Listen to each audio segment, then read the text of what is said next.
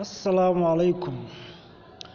Masu sauraron mu yau ma kamar kullum za mu kawo muku ci gaban littafin nan mai suna alƙawarin jiya na MD Asnaniya.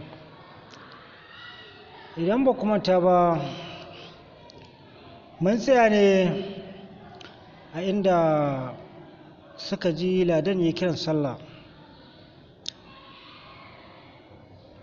A daidai lokacin Habib ya yunkura yana fito domin ya yi alwala. Yana fitowa sai ya ce wa Hajiya, na tafi masallaci. Yanzu kuma za mu dora. Yayin da ita ma take niyyar tashi domin yin alwala, to Habib a dawo lafiya. A can ya tsaya har aka yi sallar isha'i kafin ya dawo. Ya shigo falon kai tsaye. Bayan Hajiya da Alhaji sun amsa masa sallamar, yayin da suke cin abinci. Dan halak, yanzu muke maganarka, ni da mahaifiyarka take faɗa min baka dawo ba tun da ka fita sallar magariba. Alhajin ya faɗa cikin murmushi. To, zo ka zauna in zuba maka naka abincin. Hajiya ta faɗa yayin da take ajiye plate a gaban kujerar da ya saba zama domin cin abinci. Bayan sun gama hira ta barke a tsakaninsu, inda Alhaji yake faɗa musu akwai wata kwantinar kaya da za a kawo masa daga China a ƙarshen satin nan, wanda ya riga ya biya kuɗinsu. Sannan Habibu yake so ya wakilta wajen kwaso kayan daga Iko domin tarwa za a kawo su. Hajiya ta nuna da cewar al'amarin haka dai suka ci gaba da hira tsawon wani lokaci. Sarawar kan Habib alamar ciwo ya sa ya yi wa iyayensa sai da safe. Ya shiga ɗaki ya sa rigar barci ya kwanta. Ya kwanta ne da niyyar ya yi barci, amma ina zuciyarsa ta ce ba ta san wannan magana ba. Yayin da ta shiga halarto masa kamannin Habiba da zazzakar muryarta da kuma jimamin damar da ta kubuce masa na bayyana mata sirrin zuciyarsa. Bai gushe ba yana tunani kala-kala akan Habiba, har ya shiga tunano irin tarairayen da zai mata in har ta zama mallakinsa. Kiran sallar farko na asuba ne ya kaɗe masa da daɗin tunaninsa. Ya yi firgigir kamar wanda aka watsa wa ruwan kankara a lokacin sanyi, domin ya fahimci abin da kunnuwansa suke jiya masa. Ya yi ƙoƙarin rufe shafin tunanin domin ya samu barci ko da na mintuna 30 ne, amma abin ya ci tura. Babu shakka zazzafar soyayyar Habiba ta kama Habib, domin a ranar yadda ya ga rana haka ya ga dare saboda tunanin kyakkyawar Habibarsa. Washe gari misalin karfe 5:30 na yamma ya yi wa motarsa ki. Bai dame ko ina ba sai kofar gidansu Habiba. Yana isa ya yi fakin, sai a daidai lokacin ne ya ƙare wa gidan kallo. Ya tabbatar lallai ajiyar kallon tsoro ya yi wa gidan, domin gidan ya yi irin tsaruwar da ba mahalukin da ba zai so rayuwa a cikinsa ba. Ya san ko gidansu ba abin da zai nuna wa nasu Habiba sai dai girma, amma ba tsaruwa ba. Ya yi wa mai gadin da ke zaune a harabar gate ɗin sallama, suka gaisa cikin sakin fuska. A nan ne Habibullah ya faɗa masa wajen wacce ya zo, tare da sanar da shi sunansa.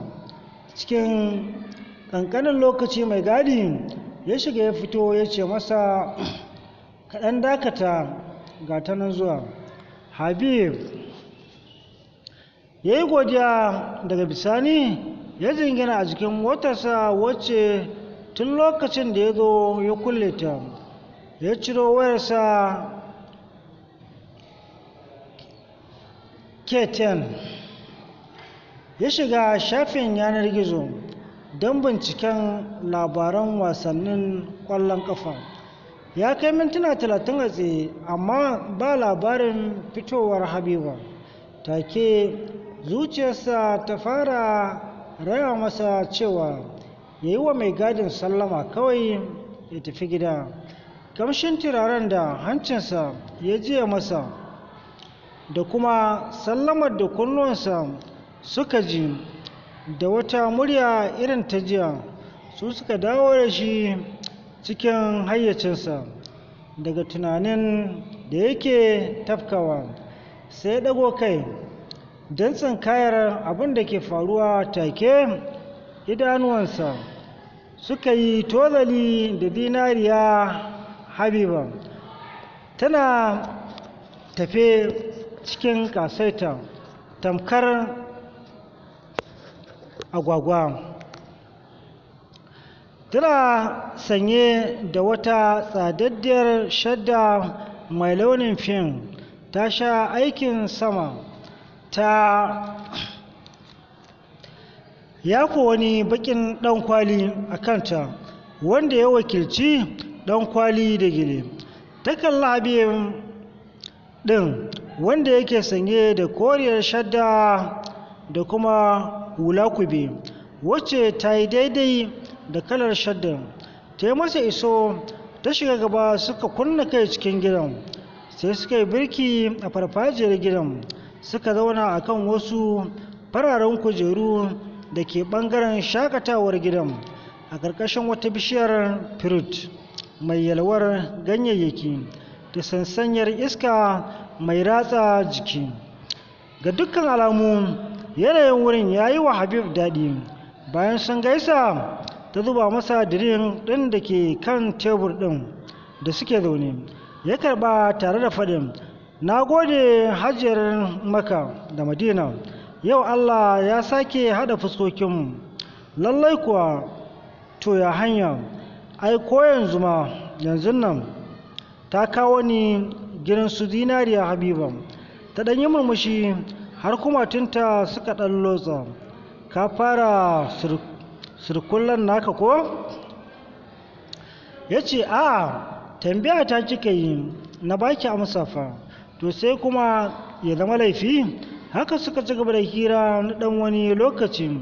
Kasancewar Habibullah bai da wuyar sabo,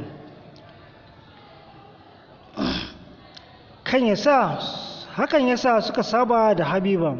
Amma duk da wannan sabon, ya kasa faɗa mata kalmar da ya daɗe yana tarairaya a birnin zuciyarsa. Haka dai hirar ta watse.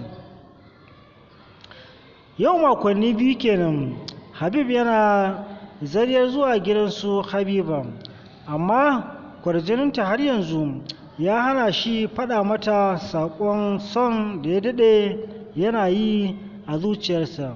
A haka suka yi matuƙar shaƙuwa da juna, domin jin tarihin shi da ta yi ya sa ta riƙe shi tamkar ɗan uwanta, saboda asalinsu ɗaya, wato Katsina. Amma shi ko gogon naka a zuciyarsa abin ya girma hakan. wanda so da ƙaunarta ne suka hana shi sakan. Kamar kullum yau ma Habib yana tare da sahibarsa. Bayan sun gama hirar ya buƙaci ta je ta nemi izinin mominta don ta je gidansu ta gaida hajiyarsa.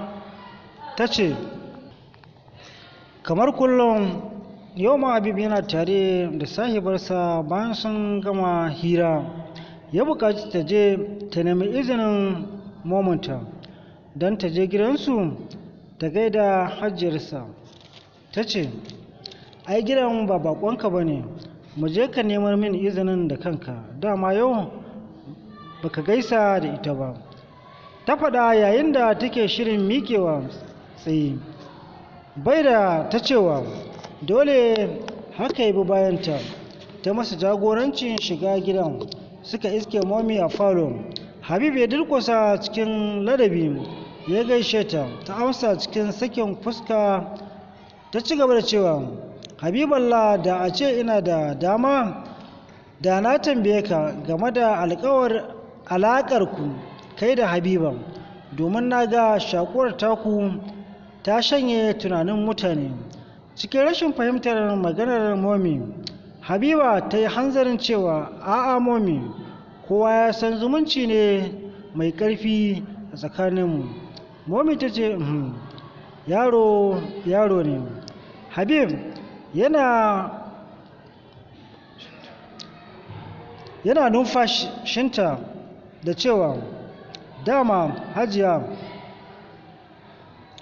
hajiya ta ce in kai mata Habiba su gaisa, domin nakan ba ta labarinta.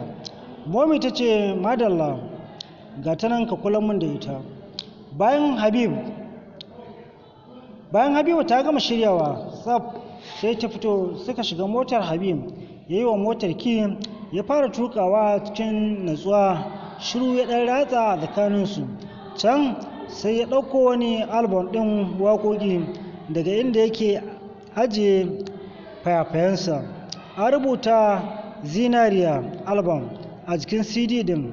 Ta ɗan lura da kyau sai ta ga an rubuta MD a Sananik. Kiɗan rediyon motar ya fara tashi ƙasa-ƙasa. Bayan ya tsira kaset ɗin a daidai lokacin ne ta ce dama wannan ne MD a Sananik ɗin? Au, ashe baki san shi ba. Ka sani ban damu da jin irin waƙoƙin nan ba, amma ina jin labarinsa wajen ƙawayena a school. Habib ya ce ai Allah ya yi wa yaron hikima, kuma baya yi wa kowa habaici a waƙarsa. Shi yasa nake son sa. Da a ce zan gan shi da na yi masa kyauta. A haka dai suka ci gaba da tafiya cikin motar. Ganin tsantsareren gidan da ya tunkara da motarsa ya sa ta mai da hankalinta zuwa kallon gidan. Kai, gaskiya gidan ya haɗu, haka take faɗa a cikin zuciyarta. Isar suke da wuya, mai gadi ya buɗe gate. Habib ya yi fakin ɗin motarsa a tsakanin haɗaɗɗun wasu motoci. Suna fitowa daga cikin motar, wayarsa ta ɗauki ƙara. Ga dukkan alamu kiransa aka yi. Yana dubawa ya ga sunan Halima ya bayyana a jikin gilashin wayar. Ta yi ringin har ta katse, bai ɗauka ba. Sai a kira na biyu ne gab da za ta katse tukuna ya ɗaga. Wai ke wace irin mai zuciyar karnuka ce? Na faɗa miki ki rabu da ni, ba a so dole. Ya kashe wayar gaba ɗaya ba tare da dakata jin abin da za ta ce ba. Ya mayar cikin aljihu. Yayin da suka tumfari kofar falon gidan, Habiba wacce take gefensa a tsaye lokacin da yake bambami a waya ta so ta tambaye shi da waye waya, sai kuma ta fasa. To tunda Habiba bata tambaya ba, bari in yi kanzagi in faɗa muku kaɗan daga labarin Halima. Halima dai tare suka yi karatu da Habiballah. Tana matuƙar so da ƙaunarsa. Ta ɗauki alwashin cewa ko da ranta zai fita sai ta mallaki Habib, wanda shi kuma ko kaɗan babu santa a zuciyarsa, sannan tana da matuƙar kishin jarraba. Akwai lokacin da ta taɓa fitarwa da wata haƙori ta dalilinsa, don kawai ta gansu tare ya rayu mata bitar karatu. Sannan kuma akwai wacce ta fasa wa kwalba a kai don a dalilinsa. Hakanan duk makarantar ba wanda bai santa ba saboda baƙin hali irin na Halima Tahir. Habib da Habiba suka kunna kai cikin falon yayin da suke rangwada sallama, amma ba su tarar da kowa ba. Sai nuna mata wurin zama ta zauna, ya zarce cikin ɗakin Hajiya, inda ya tarar da ita akan da duma tana karatun Alƙur'ani mai girma. Hajiya ta albishirinki, gora fari fat. Yau dai na cika miki alƙawari, na kawo miki mutuniyar har gida. Tashi mu je falon, ai ban ga ta zama ba. Habib ya biyo bayan mahaifiyarsa wacce take lullube cikin hijabi mai ruwan toka. Suna zuwa falon, Habiba ta ɗago kai suka haɗa ido da Hajiya. Nan take kunya ta dabaibaye ta, amma ba ta san dalilin kunyar ba. Ta gaishe ta cikin girmamawa da jin nauyinta. Bayan sun gama gaisawa, Hajiya ta ƙwalla wa Talatu kira, wato mai aikin gidan, ta umarce ta da ta kawo wa Habiba abinci. Talatu ta fita jimawa kaɗan sai ga ta dawo da bankararriyar kaza a kan farantin gilas da kuma dirin kala-kala wanda madara ta fewa a ciki. Ta zuba su a gaban bakuwa, amma har suka gama hira ko ruwa ba ta sha ba. Da Hajiya ta yi ƙoƙari ta yi ƙorafi, sai ta mayar mata da cewa ta ƙoshi.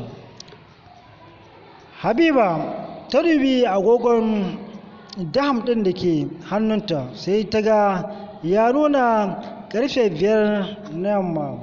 To Hajiya, ni zan koma, Habiba ta faɗa. A zahirin gaskiya Hajiya ba ta so tafiyarta a wannan lokacin ba, sai dai ba yadda ta iya illa ta yarje mata. Hajiya ta ce, to Habiba ta. Sannan ta miƙo mata wani envelope mai tudu, ga dukkan alamu ko ma me a ciki yana da yawa. Da farko Habiba ta ƙi amsa, ganin Hajiya ta ɓata rai yasa ta amsa. A can ɓangaren Halima kuma ta yi ta kiran lambar Habib, amma ta ƙi shiga, sai dai a ce mata lambar a kashe take. Daga ƙarshe sai ta yanke shawarar binsa gida kamar yadda ta saba. Wadda ta zo ƙofar gidan sai ta gansu a cikin mota suna fitowa. Ta yi masa magana, ya yi iskar kare da ita kamar bai ji ta ba, ya fige motarsa a guje ya bar unguwar. Halima wacce ke tsaye cikin bakin ciki da takaici sai ta karasa wajen mai gadi tana tambayarsa, wace ce wannan na ganta a gaban motar tare da Habiballah? Shi kuma buɗar bakin sai ya ce, ai ita ce matar da yallaɓai zai aura, ya kawo ta ne wajen Hajiya domin su gaisa. Sai ta ji kamar an saka mashi a wuta an cika ƙahon zuciyarsa. Ba abin da ya fito daga bakinta illa kawai za ta gani. Ƙwalla suka cika mata ido fal. Ta shiga motarta ta kullo da ƙarfi cikin fushi. Habibullah yana tafiya a tsanake har ya ajiye Habiba a ƙofar gidansu. Suka yi sallama, ya juyo kan motarsa ya nufi gida.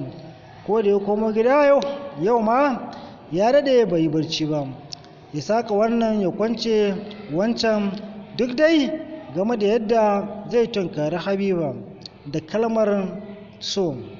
Ya yanke shawarar cewa insha Allah gobe ce rana ta ƙarshe komai ta fanjama fanjam don sai ya sanar da ita ƙudurinsa. A haka ya ci gaba da tunanin yadda zai bullo mata har barci ya kwashe shi.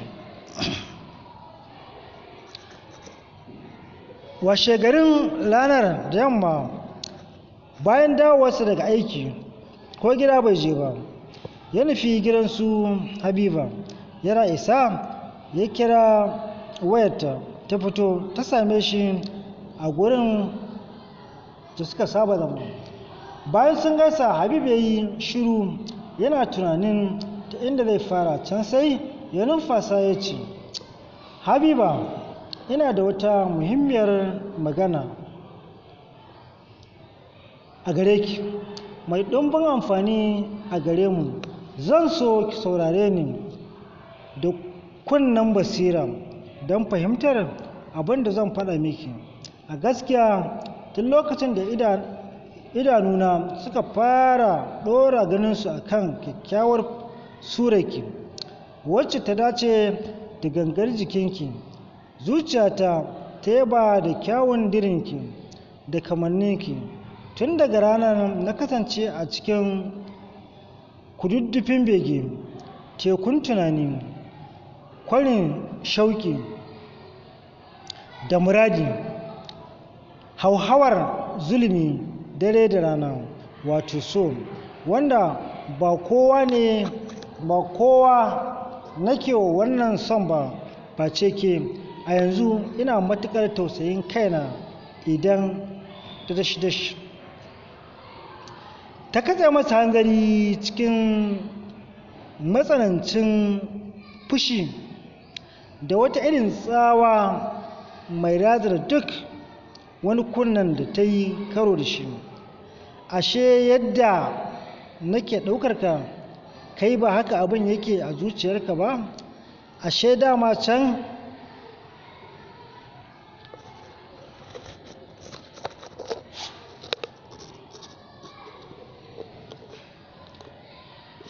da wannan maganar a cikin zuciyarka,